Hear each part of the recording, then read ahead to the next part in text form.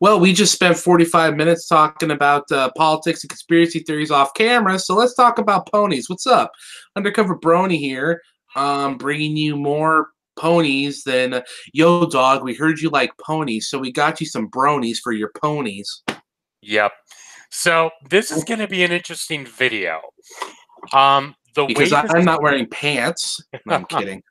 Now, here's how this is going to work. And is it switching to my video when I'm talking here? Yeah, it is. Okay, excellent. It's just not doing it on my end, so I wanted to make sure. But basically what this video is going to be is, one, we're going to talk about season 9 being the last season and our thoughts on, the show ending and, G5 and stuff. Then we're going to go into the synopsis for the new Equestria Girls special coming out. And then we're going to talk about some of the shorts that have come out on the official Hasbro channel. So what's happening for them? Let's get it started. So season 9 is the last season of MLP G4. Now, that's actually saying something because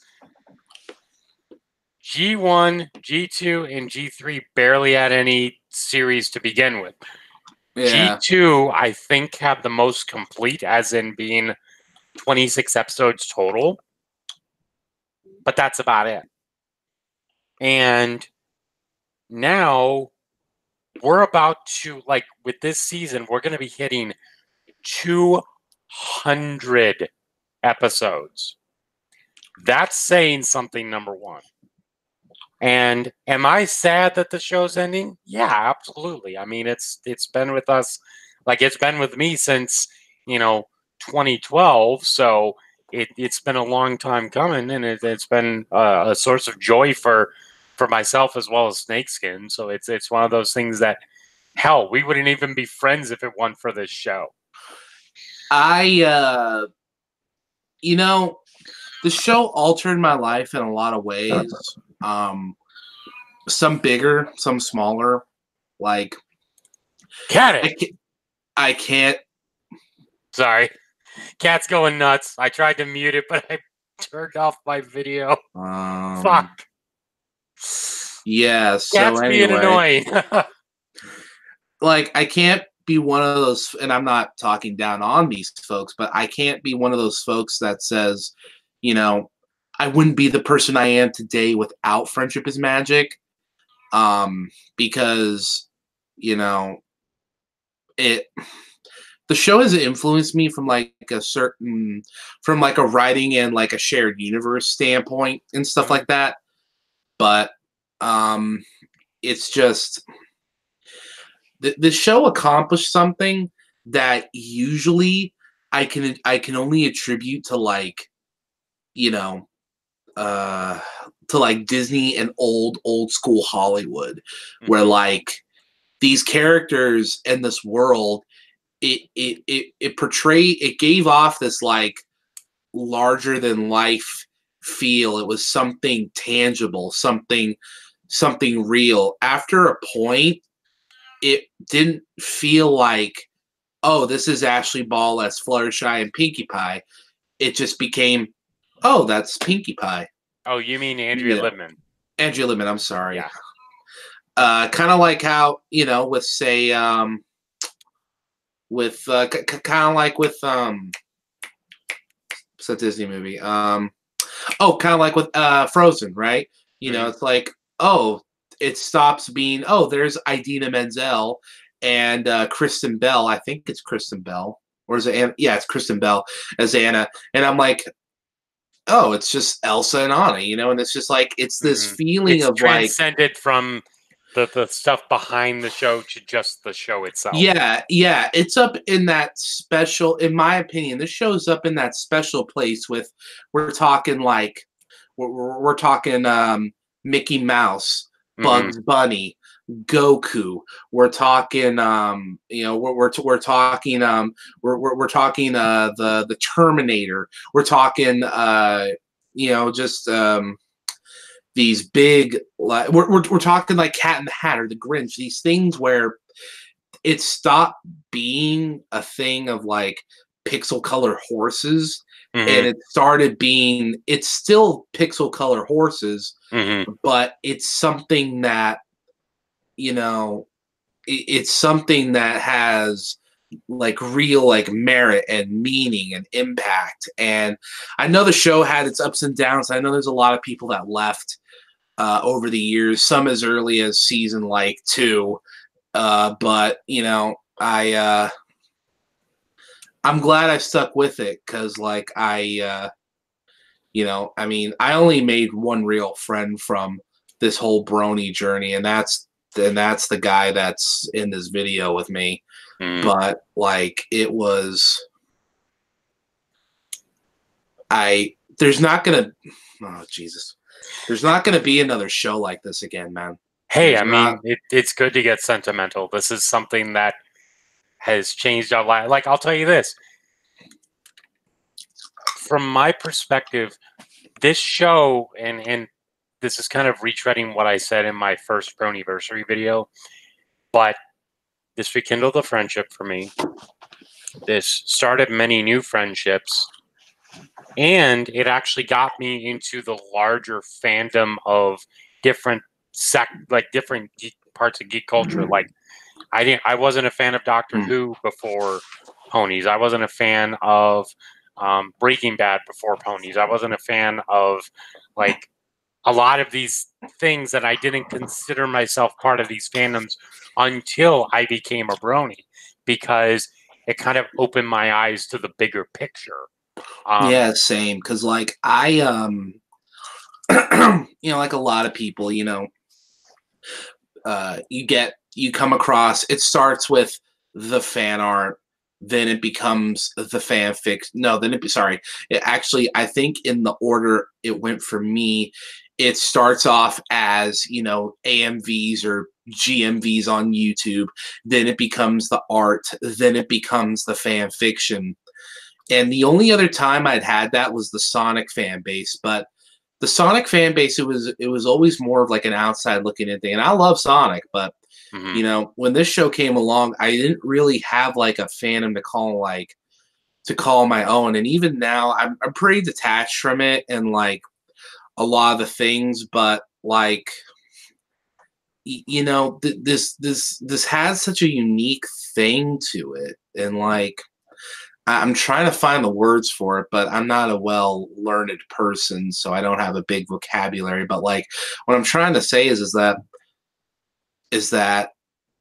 this thing, the show, it impacted so many people. It changed the game. It Mhm. changed a lot of the game. Give it like 3 more years, more maybe probably even less. Soon there's gonna be videos. There's going to be essays. There's going to be articles written about the show, similar to how there are now. But it's not going to be about. It's not going to be like when it first started. Was oh, there's a surprising male fan base of the show. It's not going to be about the musicians. It's not going to be about the artists. It's going to be about this show set a precedent, and it in my opinion made way for a lot of things. A big thing right now is about strong girl characters, diversity, Mhm. and breaking down gender norms and barriers. This show did that. I mean, you could honestly say, in my opinion, you could honestly say that in that Sailor Moon and Powerpuff Girls set it up, and then MLP knocked it down. Cause Mhm. like, And I'll say this because um, one of the biggest things that I've seen from this is seeing how, especially with the fact that it was a Lauren Faust creation for Gen 4 at least, it showed that there is still entertainment that may be targeted towards something totally that that can be targeted towards a group of people that is not really catered to all that often, and there's still shows that can be still catered as family friendly, because if you really look at it, when the show started, and I'm sure a lot of this will come in season 1 retrospective, but when the show started, it was always about what can we do to make this show where accessible to everyone and not just to the 3 to 6, like the 5 to 7-year-old girls. Because if you look at like G3, it was all about basically amounting to jiggling keys in front of a baby. And it never amounted to much. And parents never wanted to watch it with their kids. Why would they? It's terrible programming. But having it this way and making it family friendly, that's the main reason why this fandom came to be, is because it was something for everyone. Very similar to, like, I'll tell you, one of my friends, when I told him I was a brony, his first reaction was, "Are you gay?" And I had to explain to him, no, it's very much like the Disney effect. Because looking at Disney, it's catered more towards a younger audience. However, it has humor and references and all that stuff that can be attributed to the adults as well. Like my father's favorite lines in Disney movies came from Aladdin, and it was the different voices that Robin Williams was doing, like the "Okay, Sparky, here's the deal," or "I can't believe this, I'm losing to a rug." You know, that was his kind of humor because he grew up with that kind of stuff, and now it was something that I was able to grow up with, but my dad was able to watch it with me and enjoy it with me because it would cater to both of us. And that's the exact same thing that happened here.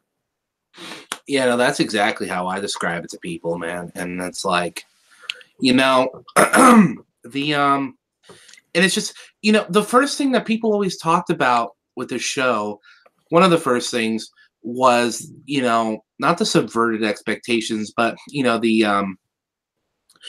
it was going against stereotypes and one note characters, the animation, and the good music. And it's like good music has always been a thing for cartoons, I must say.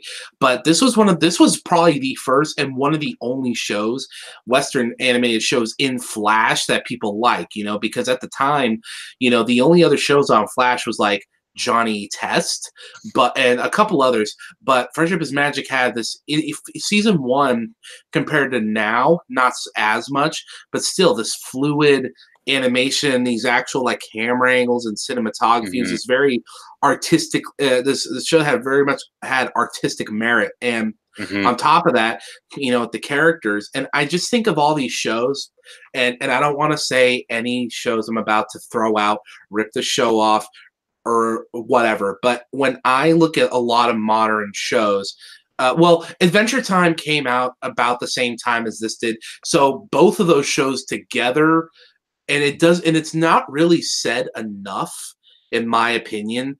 It's never really commented on enough, but Adventure Time and Friendship is Magic, both coming out in 2010, really changed the world.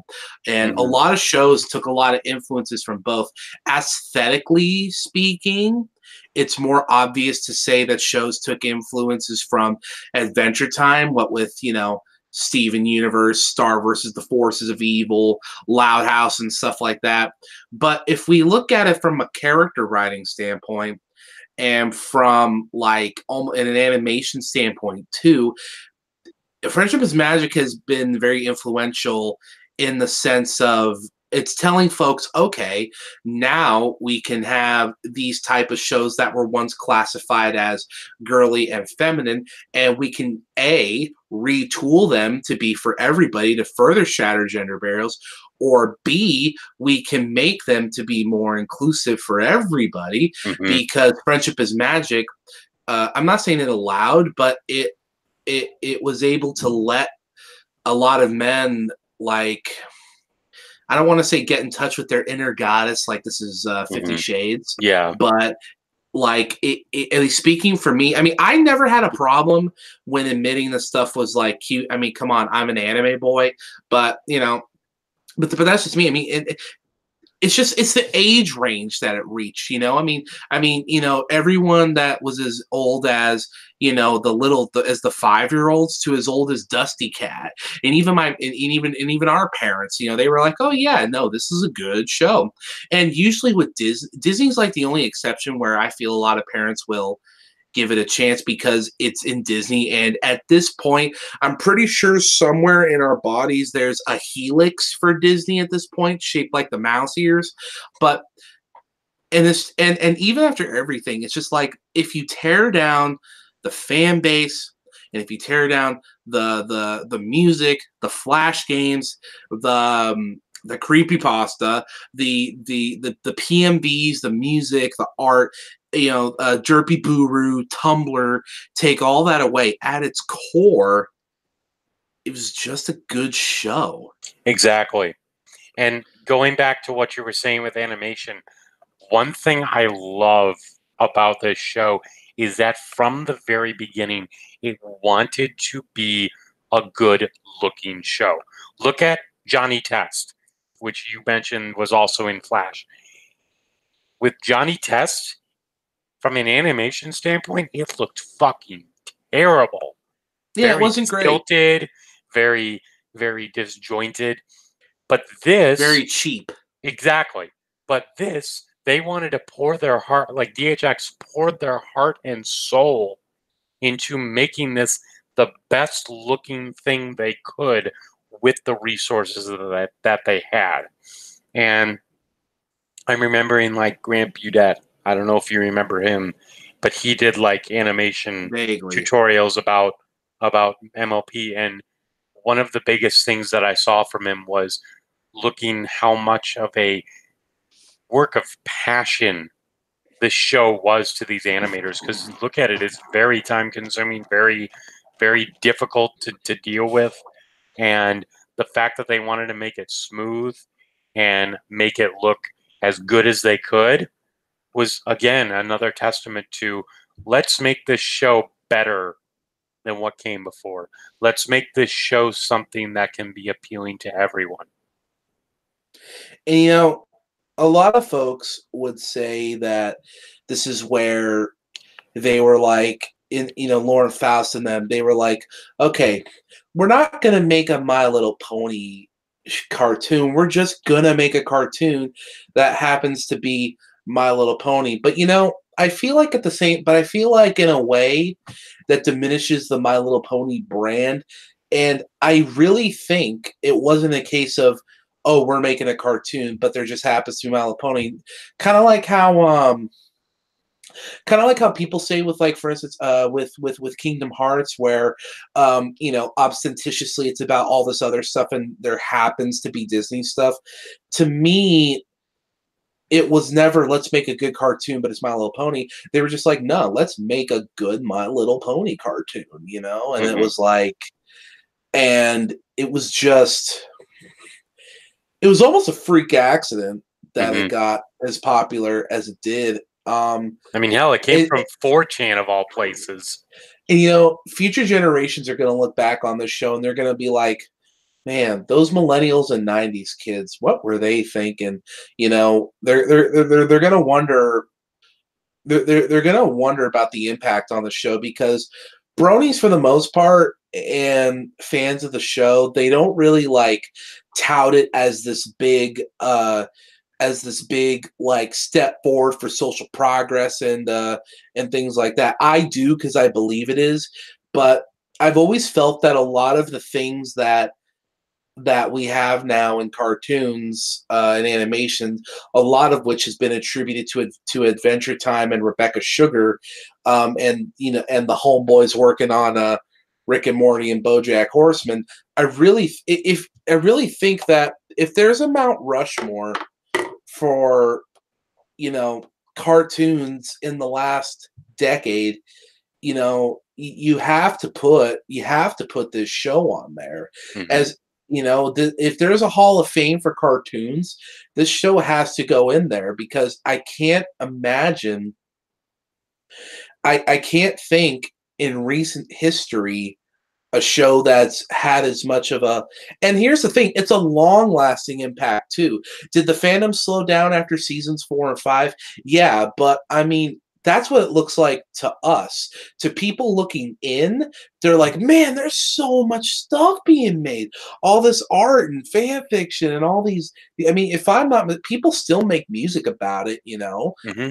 So, like, it's there's still fan animations and hell, they still make those pony anthologies. Mm-hmm. So like, it's hard. I mean, I'm not gonna lie, it's hard to imagine a world where,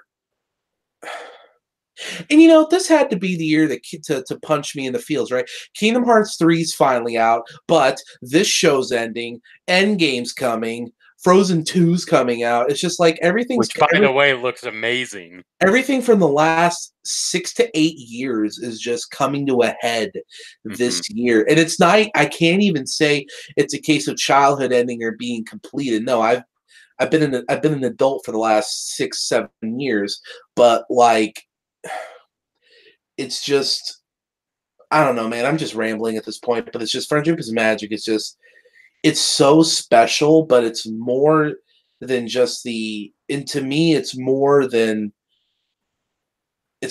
just like a good cartoon with, like, you know, with all these characters. I feel like I have been, but I also feel like I can't explain why the show means so much to me. I mean, I don't even own that much merch. I mean, I own like a couple Fluttershy things and one shirt that barely fits my giant fupa, but like, it just,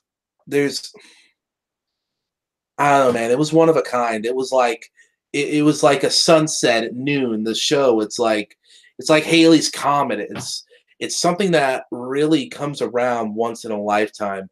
And I honestly can't really see another show reaching the heights that Friendship is Magic got for a while. I mean, there's some close ones, again, like the Rick and Morty and the Adventure Time and the Steven Universe, but this just feels like, I just feel like I was part of something. I feel like I was part of something bigger than yourself.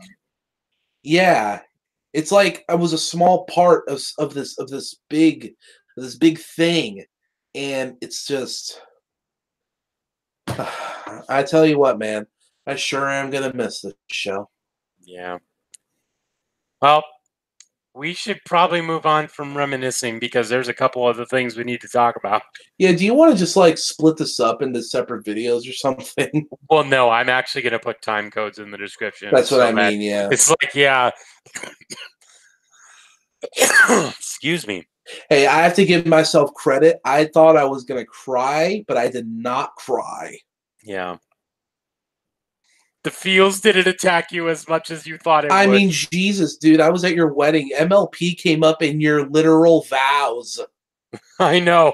Because my wife was like, if you watch WWE wrestling with me, I'll watch My Little Pony with you. I'm just like, yes. That's right. We had the Archie remix of Love is in Bloom as our recessional.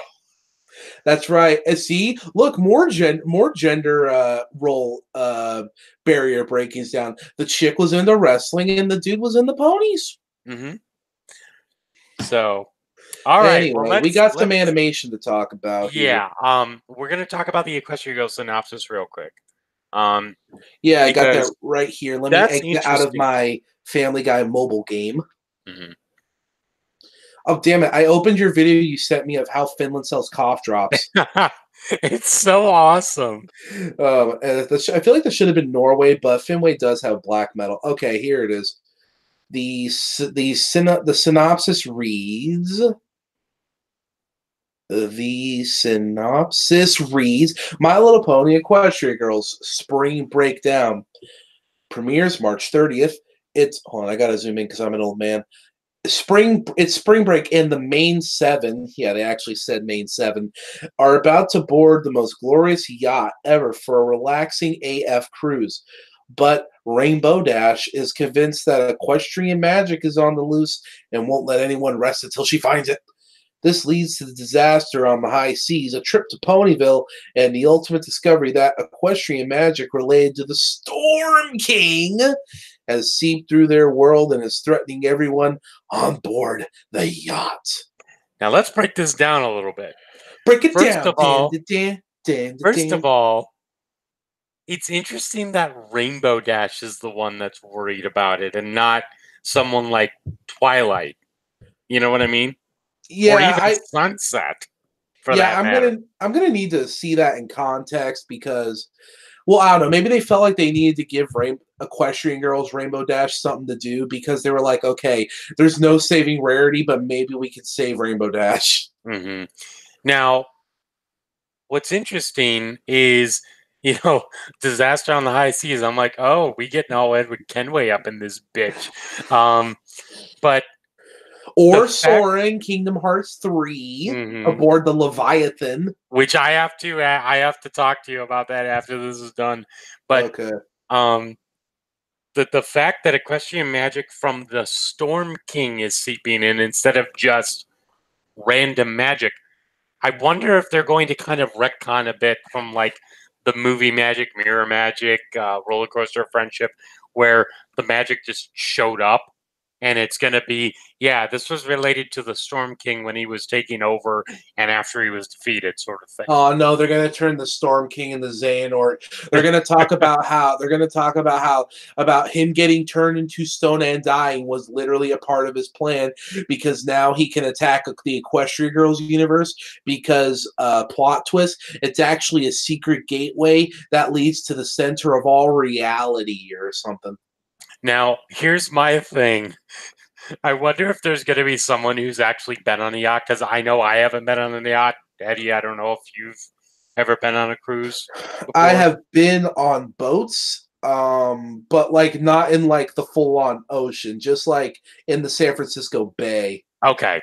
Yeah, so I've been on boats before myself. We have a lot of lakes over here, so I've been on boats. Wisconsin has bodies of water? Yeah, we're right next to Lake Michigan. Oh, yeah. Well, that's not even yours. I know. We have to steal it back. But I wonder if there's going to be... This summer, John and Edward are taking back Wisconsin's water. And bringing it to California. California.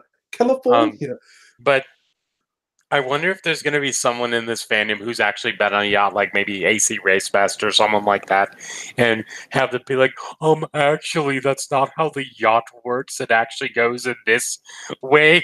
Just like, well, bro, it's the internet. Someone's going to say that even if they've literally never been on a yacht. True. Hold on, I'm sorry. I just had a thing. It's just like John and Edward taking back Wisconsin's water, starring Edward as Snakeskin 94 as Snakeskin 94, John as the Undercover Brony, and Knuckles in Saving California with music by the Red Hot Chili Peppers. Right. The first song is Californication. Have you seen that? Have I told you about this one Joker article I saw? Someone wrote where it was like leaked Red Hot Chili Peppers lyrics turns out to just be the California Wikipedia page. Right. They're like California incarnate if you really think about it. They're more California than California. Do you understand me? They're more California than the Wizard. California. Anyway, so yeah, this synopsis. Here's what I think might happen. Here's what I think should happen, even though it won't. And here's what I think will happen. One, what I think will happen is, here's what I think will happen. Return of the Storm King. Mm-hmm. What I think should happen but won't. Storm King teams up with the Sirens. What I think might happen. Tempest will show up. Mm-hmm. But no, Storm King's for sure coming back. But maybe they'll get Tempest back in some capacity. But wouldn't it be amazing if in the Equestria Girls universe, instead of a broken horn, it's like a broken finger or something like that? No, they instead of that they do They do to her what they always do to Scootaloo in like the human AUs, and she's in a wheelchair. Right. So, all right, let's move on to the MLP shorts. Now, there's 3 shorts that we're going through. We're gonna do ail-icorn, Teacher of the Month, and Starlight the Hypnotist. So let's move on to ail-icorn. And by God, it's funny as fuck. So I remember sending Eddie this message because I had watched it, and I sent him the video, and I'm like, dude, this makes Horngasms canon. Oh my God, I remember that. That had me chuckling. Because Twilight is sick, and she's having like magic spurts come out of her horn, and they're coming down like these little, like, almost like glitter and everything, which is interesting. And Rarity goes and touches it, and Twilight's like, no, don't do that. And her hoof turned into fucking like has like fucking wheels on it now, and she's like shaking it, and she's like, why won't it come off? I don't want this. I don't like change. God. And she like keeps slipping on the floor because, you know, it slips out from under her. Fluttershy gets frozen. Applejack levitates up, and she takes her she takes the moon, then she takes the moon. She takes her fucking lasso and like keeps her, you know, grounded somewhat. And Rainbow Dash goes up, and the funniest one is Rainbow Dash. All her speech turns into sound effects. Oh my God, that was so goddamn funny. I saw that. I was just like, oh my gosh. And then Pinky comes in with a cure from Zecora, and Dash says something in sound effect, and Fluttershy's like, I don't speak sound effect. And Pinky's like, I do, and that makes a whole lot of sense, Rainbow Dash. Because of course she does. Because why in this late in the game? Why would you even think of questioning Pinkie Pie, fam? And she gets the thing from Zecora. She drinks it, and it makes everything better. And all the magical issues, you know, stop. But the side effect is growth regression. She turns into a baby ail-icorn, and everyone backs away slowly as Spike has to hold Twilight in his arms and like caress her and like cradle her. From the cradle to the grave, which is a Black Sabbath song. Yeah, so like this was really funny to me because I love whenever Spike just gets to like do stuff like this, just be part of these antics, because like because he always has like the biggest shitty grin on his face while it's all going down. I'm just like, man, Spike's a bro. You know what I mean? So let's move on to Teacher of the Month. This one was really funny. It reminded me of the SpongeBob episode, which I think is actually called Employee of the Month. And so... but I'm a good noodle. She's got like 16 portraits of her making this face. That are all the same face. Yeah, and it's funny because we were just talking about how Johnny Test was lazy. Anyway, so... Applejack and Rainbow Dash are just like, yo, Fluttershy, why do the students think your memes are so dank? They just keep saying we're dank. And Fluttershy is like, check it. I'm gonna show you how to Shrek yourself so you don't Drek yourself. So it's a thing where trying to remember the examples. So they're supposed to go on a field trip. It starts raining. So she's like, okay, we're going to stay inside and play Warhammer 40,000 or something like that. And then it's like... Just to reference TWK, she's holding Dragon Fagin. Just saying. God damn it, John. So the first one, it's just like, okay, we're going to learn about responsibility. No, that was the second one. The first one is where they have to clean up. Yeah. They're like, And okay, we're gonna clean up. Party. Yeah, we're gonna clean up, but we're gonna be listening to some some jaunty tunes while we do it. And everyone's like, dude, this is sick. I love listening to Nine Inch Nails while cleaning the place. Yeah, they're literally putting away nails that are 9 inches long. Well, I wanna fuck you like an animal. No, dude, I'm just thinking of like taking Nine Inch Nails lyrics, but like making them about clean. So it's just like, think about it, it's just like, I cleaned my room today. Dun, dun.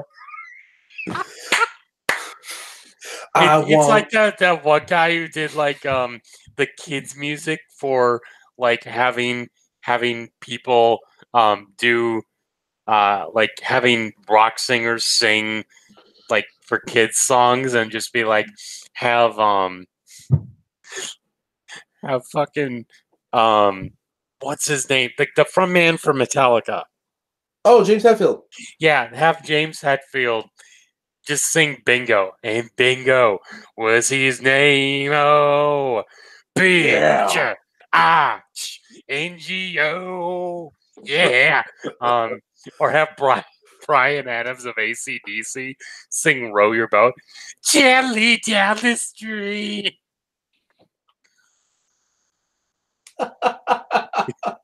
Life is but a dream fire. Or it's just like, I wanna wash you like a shower. Yeah. Oh, and then it's responsibility, but it's gonna be with baby animals.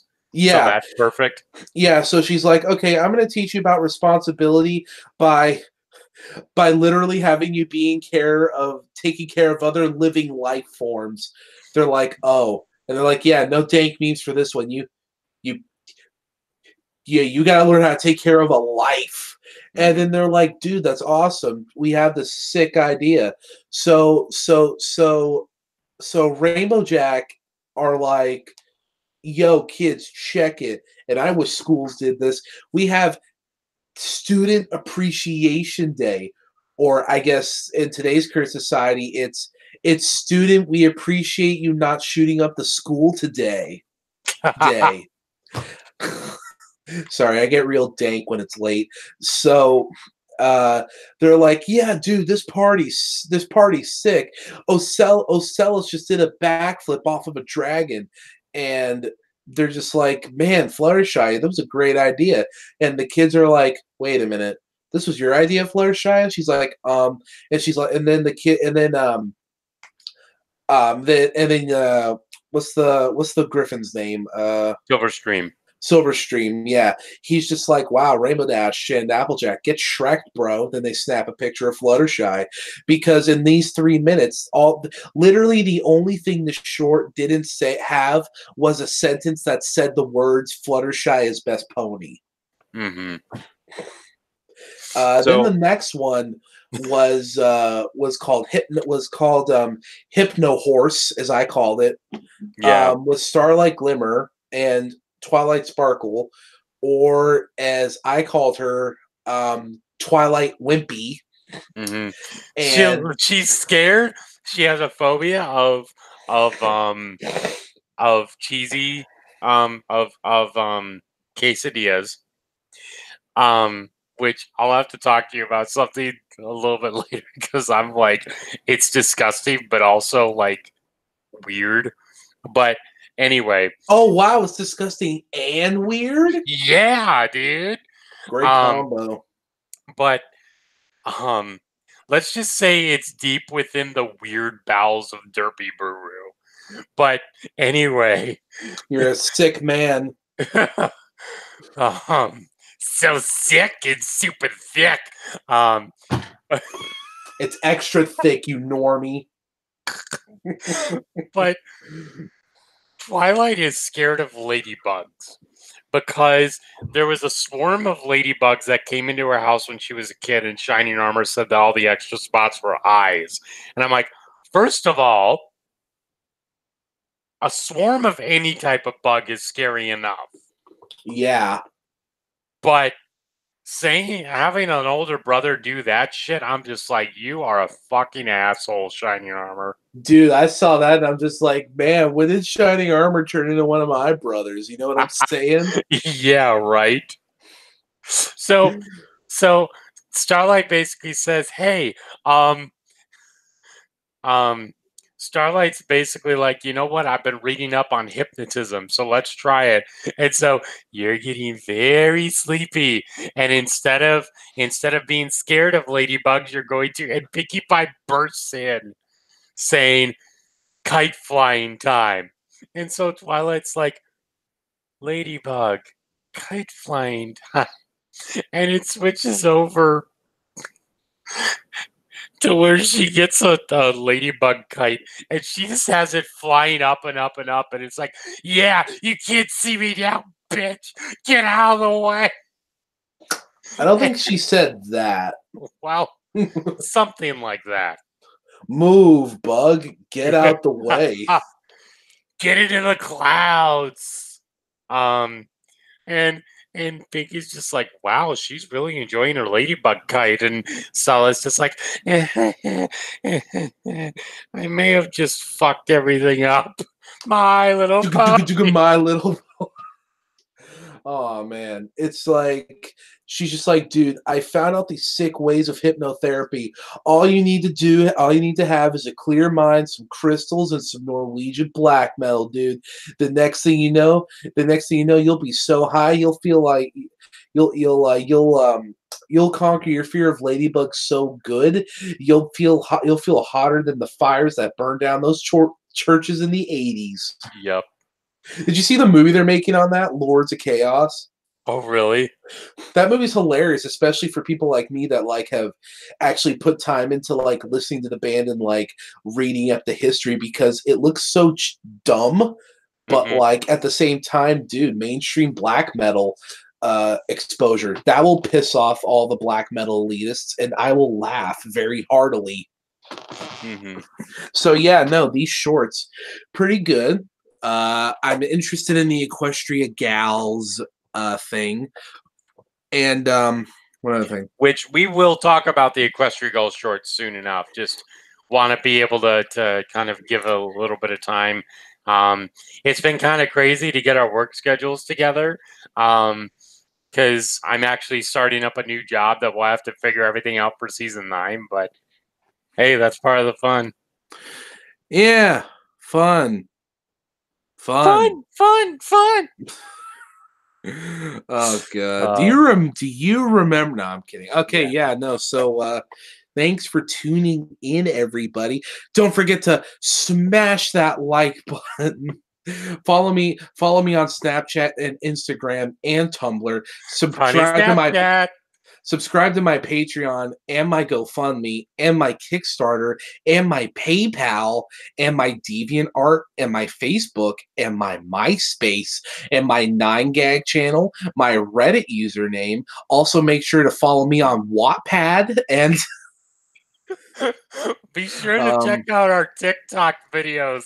There's nothing yet, but we should just do one where it's literally you doing symbolism the entire time. Oh my God. Did you see the one where it's the guy that's just like, this is my first day in Minnesota. This is a week in Minnesota. And it's like, this is me a month in Minnesota, eh? And you don't like sound like, I saw that one and I was like, John doesn't sound like that. And then it's just like, yeah, me and the boys are going to go ice fishing. You want to come with us? Can you ice fish? It gets cold enough over here to do that. No, I mean, do you actually know how to ice fish? I did it once, and it was cold as fuck. Literally, you just drill a hole. You just drill a hole in the ice and stick your fishing rod down into it. That's badass. I don't ever want to do it, but if you want to do it and catch me a fish, that'd be real dope. Well, here's what's interesting. The only thing I really remember from that day was it was cold enough to where people could bring their trucks onto the ice, and someone had a tent set up with Caddyshack playing. Oh my God. Yo, what's the permafrost on a day like that, my man? Oh, dude, it's like -15. That's pretty crazy, but I think I could top that. The last like 2 weeks here at night, it's been like 35. Damn, dude. Here's What's what's that funny like a though. spring It's like breeze that. for you? It's like that picture that I sent you. It's like Midwesterner in public. Oh yeah, -60. I'll wear a light jacket, haha. And then in private, in front of their friends and family. Dude, I don't know how long I can keep the facade up. I'm freezing my balls off, man. And on that note, we bid you all farewell and good night, like the Yep, Smashing Pumpkins song, which everyone yep. should go listen to Smashing Pumpkins So that's it from me, John, and Snakeskin. and we'll talk to you guys later. Peace out, Dragon. Adios.